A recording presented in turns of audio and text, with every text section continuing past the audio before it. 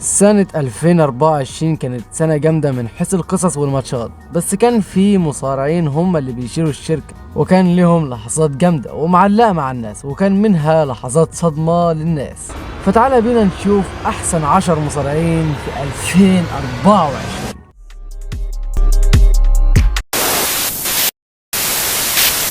رقم 10 معانا هو المين ايفنت جاي اوسو. جاي اوسو قدم سنة مذهلة في الدبليو دبليو 2024. جاي عمل قاعدة جماهيرية رهيبة في 2024 بعد ما تحول للاعب فردي، لا وكمان فاز بأول بطولة فردية في مسيرته المهنية، وهي بطولة الانتر كونتيننتال لقب القارات ضد برون بريكر في عرض الرو في شهر سبتمبر. وكان ليه دور مع البلاد لاين في ريسلمانيا وقبل ريسلمانيا وبعد ريسلمانيا. عمل ماتش وحش جدا في ريسلمانيا قدام جيمي اوسو، بس عمل ماتشات تانية كويسة زي ماتشه مع برون بريكر اللي فاز عليه وحقق البطولة زي ما قلنا لك، وكانت فرحة خيالية من جمهور القاعة كله. حقيقي جي اوسو هو من اكتر الناس اللي الجمهور بيتفاعل معاه في 2024، ومن اكتر الناس اللي بيبيع قمصانها في 2024 في الدبليو دبليو.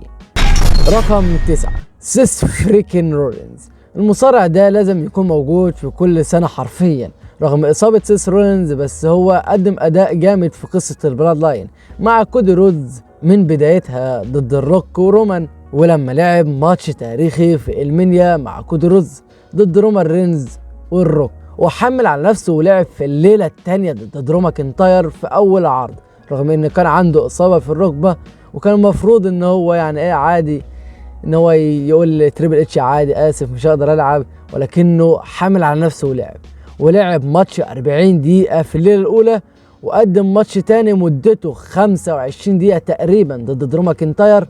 ظهر في المين ايفنت وكان سبب رئيسي في خسارة رومان رينز اللقب. انا حرفيا كنت بشد من شعري على اللي بيعمله ده، يعني خسران اللقب ومتصاب وطالع عينك وكمان رايح تخسر رومان، ايه الجدعانة دي يا جدع. المهم كان ليه دور خيالي في المنيا، وبعد المنيا هو اتصاب من قبل برونسون ريد وضاع عليه فترة مش قليلة، ورجع وقدم عداوة كويسة إلى حد ما مع برونسون ريد. أظهر برونسون ريد أكتر للناس، أما بقى فهو ما بيقدمش مباراة وحشة، كل مباراة بيقدمها في أدائه بيكون فوق الخيال حرفيا. سيس رولينز بيعشق المصارعة وبيلعب الماتشات كلها من قلبه، عشان كده يستاهل يكون رقم 9.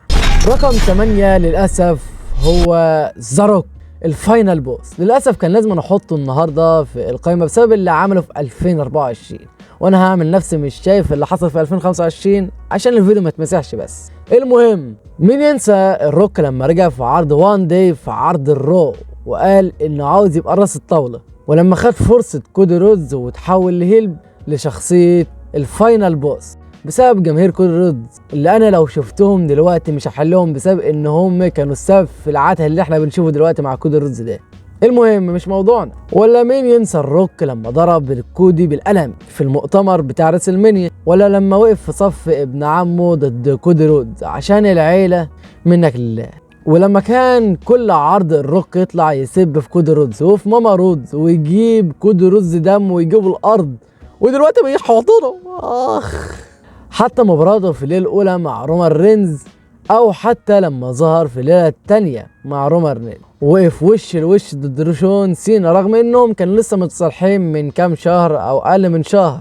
فبصراحة القصة بتاعت الميني ما كانتش هتبقى حلوة من غير اللي الروك عمله وقدمه، وهحاول أتخطى اللي انت عملته ماشي. أما بقى رقم 7 معانا فهو وجه الزين سامي زين.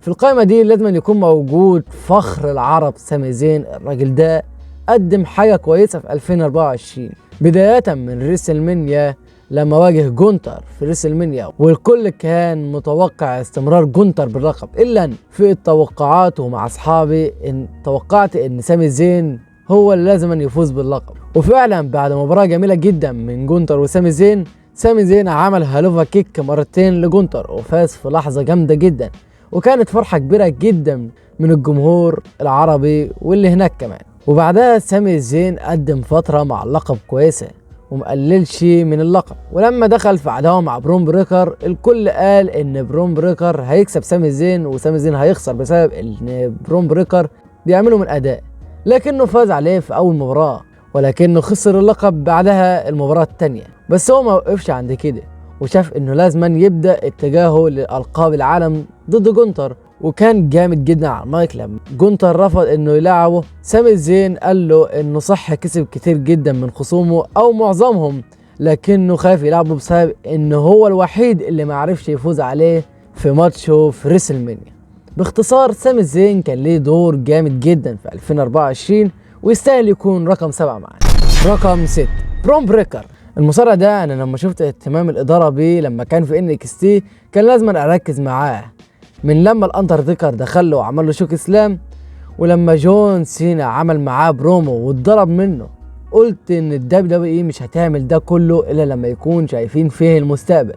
ولما تصعد WWE في الماندي نايت رو ركزت معاها اكتر، وبان فعلا انه لاعب مميز مش بيظهر كتير منه في الاتحاد. لاعب وحش مدمر ما بيخافش من اي حد، ولعبه عنيف جدا، حاجه كده من ريحه بروك ليزنر. فعلا المصارع ده لما تصعد دخل في المود على طول، وراح يواجه سامي زين على لقب الانتركونتيننتال، وقبلها كان بيخش يدمر في كل واحد في العرض، وعمل عداوه مع سامي زين جامده، وفي الاخر كسب اللقب. في الاول معرفش يكسب اللقب، لكن في الاخر كسب اللقب، وعمل ماتشات كويسه ولدرجه ان الناس شافته في صوره بطل عالم. وفعلا عندهم حق، اللاعب ده يستاهل، بس هو لسه هيحتاج خبرة اكتر في الماتشات، واتمنى انه ما ياخدش اللقب بسرعة. الاحسن انه هو يعمل عداوات مع الكبار الاول، وواحدة واحدة يكسب اللقب، بلاش استعجال عليه عشان هو فعلا خامة نضيف. رقم 5 معانا الرينج جنرال جونتر. الراجل ده عمل اداء يشيد بيه الكل في فترته مع اللقب الانتركونتيننتال ونهاية الحقبة في ريسلمانيا. هو مرجعش عشان يرجع اللقب بتاعه، لا، هو احسن من كده بكتير. راح وكسب ملك الحلبة، وراح عشان يلعب على اللقب العالم، ومش يلعب عليه وبس، لا ويكسبه كمان، وتبدأ حقبة جديدة مع اللقب. تدمير راندي اورتن، تدمير سامي زين، وغيره. اللعب الاسطوري اللي بيقدمه في الحلبة مش اي حد يستحمله، عشان كده مش اي حد بيتحدى جونتر، ولما اتحداه فاعرف انه خارج متبهدل ومتغرق دم. وده يخلينا نيجي الرقم 4، وهو ديميان بريست. الراجل ده كسب الماني ان ذا بانك وعمل بيها اداء يحترم، وصرف الشنطة صرف اسطوري جدا ليها بعد مباراة درو ماكنتاير وسيس رولينز، وفوز ماكنتاير بعد ما كان لسه فايز اللقب بعد 5 دقايق بس، ويقدم فترة كويسة باللقب ويثبت انه يستاهل يكون بطل عالم. وبعد كده بيخسر اللقب بسبب فين بالور، ويروح يحاربه، وبعد كده يرجع عشان يحارب جونتر ويتحداه مرة تانية، ويظهر انه بقى اقوى من الاول، وان جونتر بقى مش واثق في نفسه وخايف منه بعد خسارته في السعودية ضد كودي رود. ويظهر مرة تانية فين بالور ويخسر ديميان بريست فرصته، وتتجدد العداوة مرة تانية، ولسه ما خلصتش لحد دلوقتي. اللي عاوز اقوله لك ان ديميان بريست كان من الناس اللي شالت الاتحاد الموسم ده، ويستاهل يكون رقم 4. ندخل بقى على التوب 3. رقم 3 هو ذا بيست ان ذا وورلد CM بانك رجع سخنة ما شاء الله عليه، مسك في كل واحد، نكش في سيس، نكش في رومان، وعمل عداوة جامدة جدا مع درو ماكنتاير. عداوة كانت من احسن عداوات السنة من بدايتها من الرامبل، بس بانك كان اداؤه فيها زفت، فعملوا السيناريو الاصابة ده عشان يرجع لمستواه.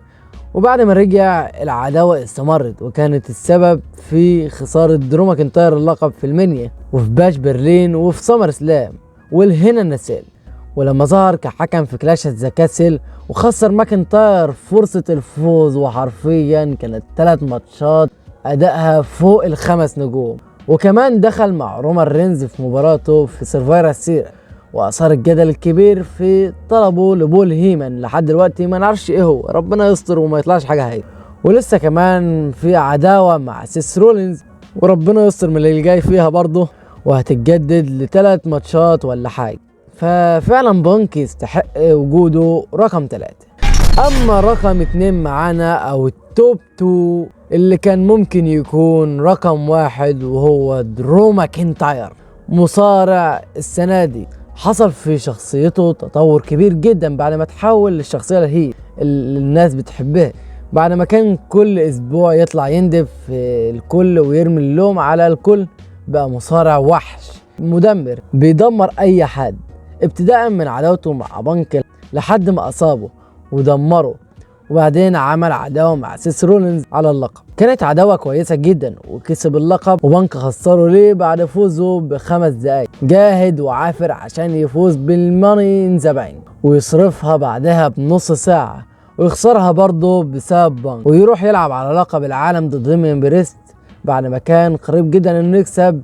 بانك بيظهر بلبس الحكام وبيدرك درو ماكنتاير انه لازما يتخلص من بانك الاول ويروحوا يكملوا عداوتهم احسن. كانت عداوة من احسن العداوات في التاريخ، مش في السنة دي بس. ماكنتاير كان من اهم الناس اللي شايلة الاتحاد السنة دي على المايك والقصص والماتشات، مفيش ماتش كان بيطلع وحش ابدا حقيقي. كان من غيره كان زمان في قلة مشاهدات في الدبليو.